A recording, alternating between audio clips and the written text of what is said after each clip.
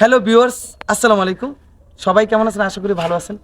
আজকে আমি যেখানে দাঁড়িয়ে রয়েছি চাঁদপুর মতলব উত্তর কালীপুর বাজার, কালীপুর হাই স্কুল অ্যান্ড কলেজের পশ্চিম পাশের যে রোডটা, অনেক লক্ষ লক্ষ হাজার হাজার গাড়ি দৈনিক চলে থাকে।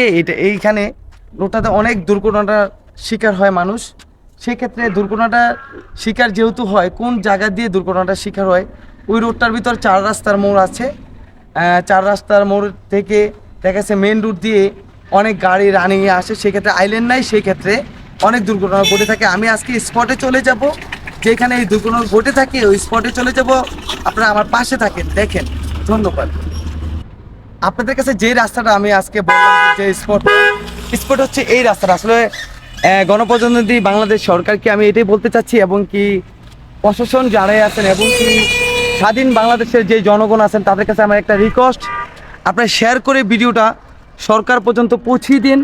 এই দুর্ঘটনা এড়ানোর জন্য এখানে অনেক কিছু দরকার। যে 4 রাস্তার মোড়, যেহেতু আপনারা দেখতেই পাচ্ছেন যে আজকেও একটা দুর্ঘটনা কিন্তু এখানে ঘটে গেছে।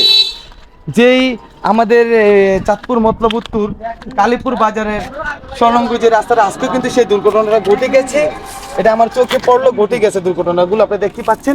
আসলে এখানে কিন্তু আপনারা চাইলে ইচ্ছা করলে কিন্তু পারেন আইল্যান্ড দেওয়ার জন্যে, এবং কি নির্দিষ্ট আপনারা দেখতে পাচ্ছেন যে নির্দিষ্ট কিছু করা দরকার এখানে, না হলে কিন্তু অনেক দুর্ঘটনা ঘটে যায়।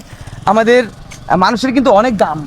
সেই ক্ষেত্রে আপনারা দেখতে পাচ্ছেন যে আমি সবাইকে আবেদন করে আমার রিকোয়েস্ট এটাই যে সবাই এটা তুলে ধরেন, আপনারা তুলে ধরে, এবং কি এখানে কিন্তু হাজার হাজার লক্ষ লক্ষ গাড়ি চলে, কিন্তু আমিও একটা ড্রাইভার, যে এখানে তারা কন্ট্রোল করতে পারে না গাড়ি। আপনারা দেখতে পাচ্ছেন যে কত ঢাল।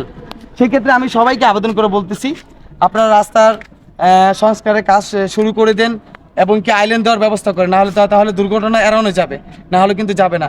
ধন্যবাদ সবাইকে, আপনাদের সবাইকে আমার পাশে থাকার জন্য ধন্যবাদ, এবং কি সবাইকে দৃষ্টি আকর্ষণ শেয়ার করে দিয়ে আপনারা এই জিনিসগুলো তুলে ধরার চেষ্টা করবেন। আল্লাহ হাফেজ।